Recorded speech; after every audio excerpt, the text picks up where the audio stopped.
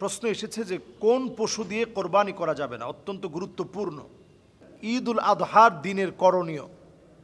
ঈদুল আদহা যেহেতু আমাদের কাছে অত্যন্ত বড় মেহমান, ঈদুন লিল আবরার ওয়া ঈদুন লিল ফুজ্জার।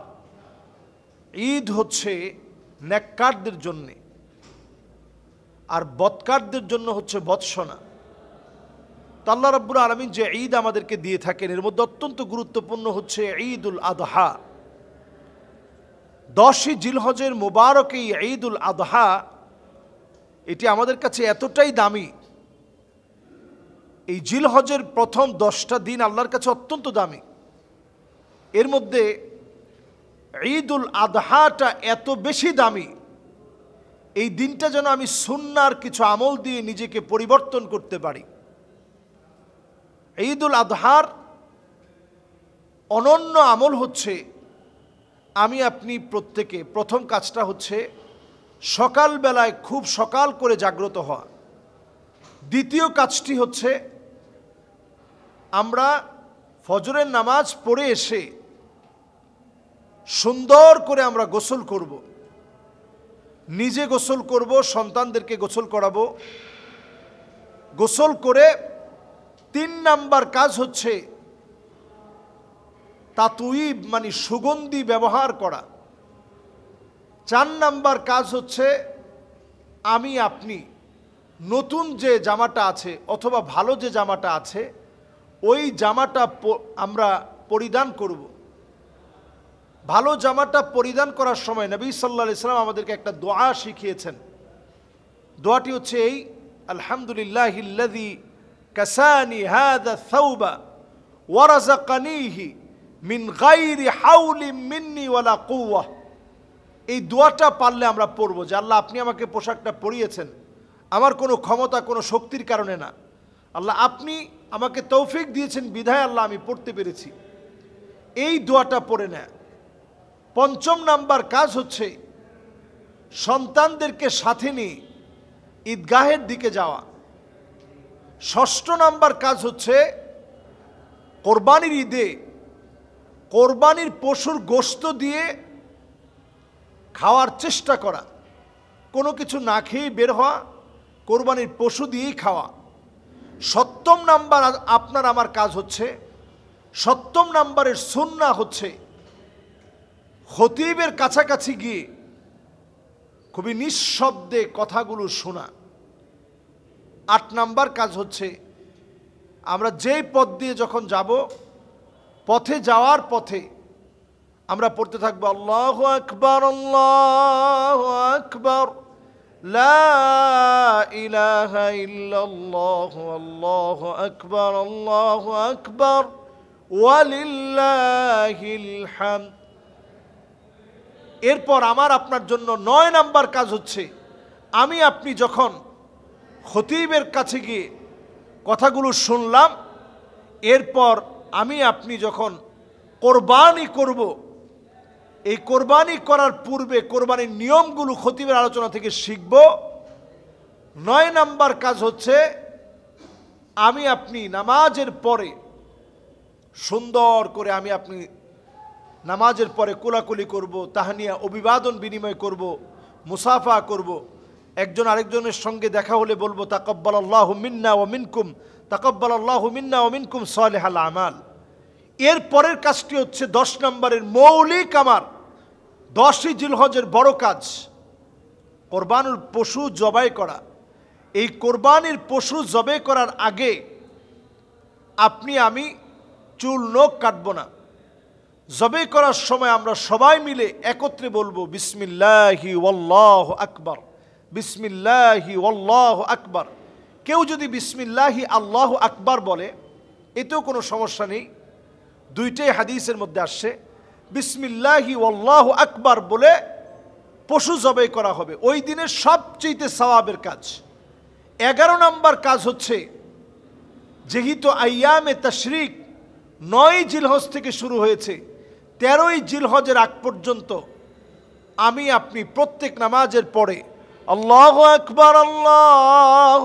আকবার লা ইলাহা ইল্লাল্লাহ আল্লাহু আকবার ওয়ালিল্লাহিল হামদ আল্লাহু আকবার লা ইলাহা ইল্লাল্লাহ আল্লাহু আকবার ওয়ালিল্লাহিল হামদ।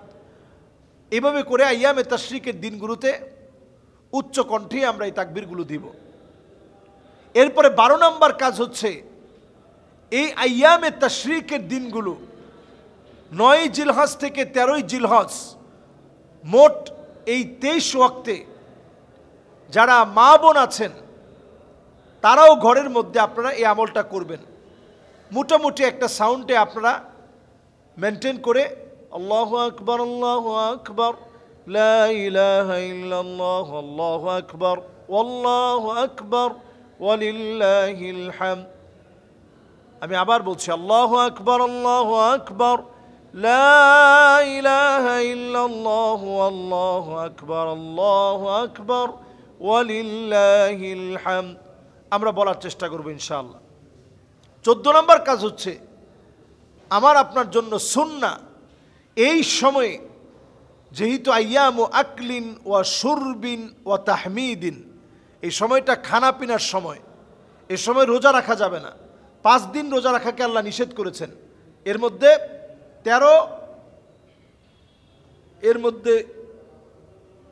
5 দিন রোজা রাখাকে আল্লাহ নিষেধ করেছেন। এর মধ্যে 2 ঈদের 2 দিন আর কোরবানির ঈদের পরের 3 দিন আল্লাহ রাব্বুল আলামিন রোজা রাখাকে হারাম করে দিয়েছেন, নিষিদ্ধ করে দিয়েছেন। শেষ 15 নম্বরে আমরা এই সময়ে গুনাহ থেকে মাপ চাইতে থাকব আল্লাহর কাছে। যখন কোরবানির পশু আমরা জবে করব, যখন গোশত বানাবো, প্রত্যেকটা কর্মে আমরা আল্লাহর কাছে ক্ষমা চাইতে থাকব, এর কবুলিয়াত আল্লাহর কাছে কামনা করব। দরিদ্র দুস্থ অভাবী মানুষ প্রত্যেকের কাছে তাদের হকটা আমরা বুঝিয়ে দেওয়ার চেষ্টা করব। প্রশ্ন এসেছে যে কোন পশু দিয়ে কোরবানি করা যাবে না, অত্যন্ত গুরুত্বপূর্ণ। পশুর ক্ষেত্রে আমরা বলবো আমরা গরু দিয়ে কোরবানি করব, মহিষ দিয়ে আমরা কোরবানি করব, উট দিয়ে আমরা কোরবানি করব, দুম্বা দিয়ে আমরা কোরবানি করব, ছাগল দিয়ে আমরা কোরবানি করব। কিন্তু কোনোভাবেই গয়াল জাতীয় যে গরুগুলো এখন বাজারে পাওয়া যায়, এবং আমাদের দেশে দেখবেন ধনী শ্রেণীর মানুষের কিউরিসিটির কোনো শেষ নেই। কোনটা রেখে তিনি কোনটা কিনবেন, কোনটা কিনলে দামের তুলনায় ওনার মানটা বেশি হবে। মানুষ মুখে মুখে বলবে যে বাপরে বাপ একটা গরু কিনছে। এরকম বিভিন্ন জাতের গরু কিনতে গিয়ে আমরা আমাদের কোরবানিকে নষ্ট করছি কিনা, আমরা আমাদের কোরবানিকে ধ্বংস করছি কিনা, এটা চিন্তা করা দরকার। এর মধ্যে আমরা কোরবানির পশুর ক্ষেত্রে গরুর বয়সটাকে আমরা নির্বাচন করব যে 2 বছর পূর্ণ হলো কিনা, দাঁত দেখে এরপরে আমরা কিনব। লক্ষ্য রাখবো নাহা রাসূলুল্লাহ সাল্লাল্লাহু আলাইহি সাল্লাম আইয়ুদহিয়া বিমুকাবালাতিন ওয়ালা মুদাবারাতিন ওয়ালা শারকা ওয়ালা খারকা ওয়ালা আওরা। নবী আলাইহিস সালাতু ওয়াস সালাম পরিষ্কার নিষেধ করেছেন কোরবানি দেওয়ার ক্ষেত্রে কান কাটা।